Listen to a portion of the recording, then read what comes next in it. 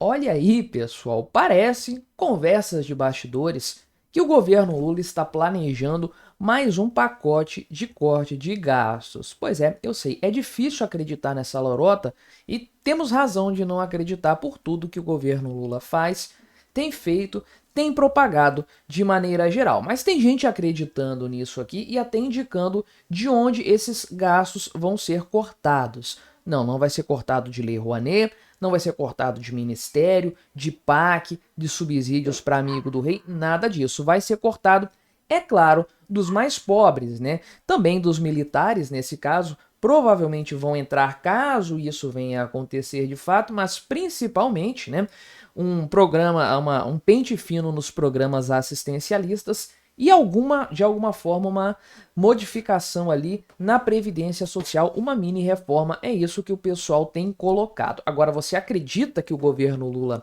vai embarcar nisso aí em pleno 2025, com toda a repercussão negativa que muitas coisas que o governo tem feito tem causado aí de maneira geral?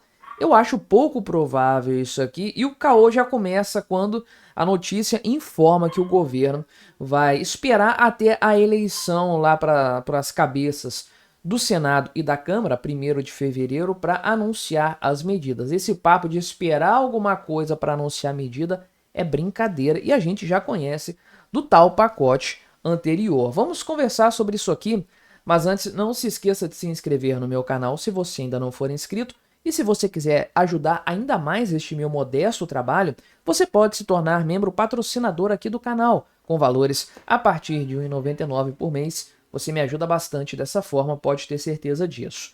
Então, o governo Lula supostamente, aqui é uma matéria do site Poder 360, o governo está estudando um novo pacote de corte de gastos que, se evoluir, olha só, o negócio nem evoluiu ainda, tá no primeiro grau de evolução ainda, né? Se ele vier a evoluir de fato, aí vai ser anunciado depois das eleições para o Senado e para a Câmara, né? 1º de fevereiro. Eu acho que são 2 dias distintos, não é? Não são os dois no 1º de fevereiro, não.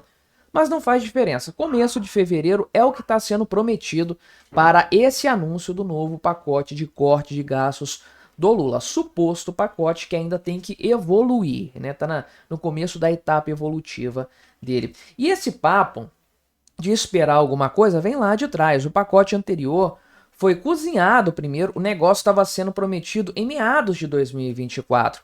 Aí ficaram cozinhando isso aí até depois da eleição. Falaram, não, a eleição aí passando a gente vai resolver o pacote. Aí passou o primeiro turno, que era o mais importante da história, né? Agora dava para todo mundo abandonar as campanhas aí e sentar para conversar sobre o tema. Não, não, vamos esperar o segundo turno. Aí o segundo turno passou. Não, não, agora vamos esperar o G20, porque o G20 é por agora, então vai atrapalhar ficar discutindo isso. Depois do G20, a gente vai fazer o anúncio. Acabou o G20, não, não, o Xi Jinping está aqui visitando o Brasil, vamos esperar ele ir embora, né? Ah, ele foi embora, pô, mas já é quinta-feira, segunda-feira a gente anuncia. E ficou essa palhaçada até que o anúncio finalmente saiu. Como a gente esperava, foi uma bosta completa, um fiapo de ajuste fiscal que veio embalado ainda naquele negócio da mudança da faixa de isenção do imposto de renda. Foi anunciado e iniciou-se a partir daí a saga do dólar a R$ 6. Então, quando trazem essa história de um novo pacote que não vai ser anunciado agora, não vamos dizer o que está sendo feito, está sendo conversado, negociado ainda, e depois de tal evento específico vamos anunciar, meu amigo, eu já começo a pensar que isso vai se repetir. E a gente vai ver essa mesma enrolação, criando toda uma expectativa no mercado, que depois vai ser completamente frustrada. E aí, para onde que o dólar vai nessa história? Se no pacote anterior foi para R$ 6, agora vai para 7, se a coisa continuar desse jeito, né? Mas o que estaria sendo discutido neste momento pelo governo? Aqui, um pente fino em programas sociais, principalmente o Bolsa Família, pois é, eu já adiantei esse tema aqui no canal, fiz um vídeo falando sobre como era inevitável que o Lula tivesse que cortar o Bolsa Família, reduzir o número de beneficiários e a grande mídia já estava, inclusive, arquitetando a desculpa, que é Bolsonaro. Claro, Bolsonaro é a resposta para todos os problemas. De quem que é a culpa disso? Do Bolsonaro, que aumentou o número de beneficiários lá atrás, omitindo, é claro, de forma canalha, a informação de que foi o Lula que aumentou o gasto com isso aí. Ele fez dobrar o gasto com os programas assistencialistas e com Bolsa Família de forma específica. Então quem desequilibrou isso no final das contas foi o Lula aumentando o valor e não o Bolsonaro lá atrás aumentando o número de beneficiários, embora, volto a dizer aqui o que eu já falei no meu vídeo tratando do tema, discordo do Bolsonaro nessa tomada de decisão dele. Para mim tinha que acabar com o Bolsa Família, né? Mas enfim, além disso aqui, é claro, do pobre entrando no orçamento, promessa de campanha do Lula, né? Tá cumprindo com maestria. Pena que o pobre tá entrando no lado dos cortes, é claro. Você acha que vai ter pente fino em viagens internacionais? Pente fino na Janja? Você acha que o pessoal vai fazer isso? É claro que não. Pente fino é no pobre, naturalmente, né? Mas tem aqui também, possivelmente, está sendo debatido, discutido, né? O benefício aos militares e a troca de ministério do Ministério da Defesa pode ter relação com isso aqui. Eu vou falar brevemente neste vídeo ainda dessa dança de cadeiras, né? Mas isso aqui na prática não vai significar muita coisa, talvez nem debilhão, como diz o Ciro Gomes, como ele gosta de dizer, né? E também uma mini reforma da Previdência, que aí sim pode incluir a Previdência dos militares, algo que ficou de fora da outra mini reforminha lá que o governo fez, o mini corte de gastos, mas que estava sendo ventilado desde aquela época, assim como algo relevante de forma geral. Então, ninguém sabe nem quanto de economia que vai ter em cada um desses aspectos aqui, né? Porque o cálculo que está sendo feito não é o cálculo econômico, é o cálculo político, né? É isso aqui que o pessoal está vendo, quanto que vai custar politicamente para o governo, né? Então, supostamente, o Lula percebeu que tem que dar alguns sinais para garantir a governabilidade, embora, é claro, o PT não embarque nessa onda. E eu não duvido que parte da base de governo do Lula pense de fato que tem que fazer um ajuste fiscal, tem que segurar um pouco aí, pisar no freio do ponto de vista dos gastos para manter a sustentabilidade econômica do Brasil de forma geral. Agora, o PT não faz parte desse time, sem sombra de dúvidas, né?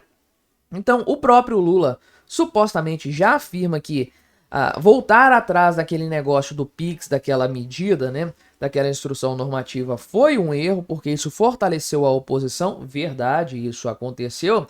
E ele, inclusive, o Lula estaria arrependido de ter enfraquecido o Haddad em favor do Rui Costa nessa história aí, né? Então, do Rui Costa e de outros, naturalmente, do governo. Então, parece que agora a tentativa é de fazer algo diferente e a dança das cadeiras dos ministros pode ter algo a ver com isso, né? O que vai ser feito, provavelmente, de acordo com a bolsa de apostas aqui da reforma ministerial. Muitos desses pontos eu já adiantei em outros vídeos aqui do canal, sim, né? Então, quem que vai sair aqui, provavelmente? O Lewandowski vai sair do Ministério da Justiça.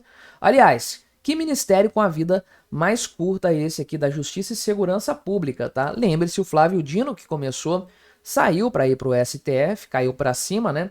E o Lewandowski entrou, provavelmente vai deixar o vago aqui, o quadro vago, né, melhor dizendo, para algum desses nomes, dentre os quais o Rodrigo Pacheco e o Arthur Lira, que estão cogitados também para outros ministérios, né? Inclusive o da Saúde, a Anísia Trindade deve ser rifada de fato. E caramba, né?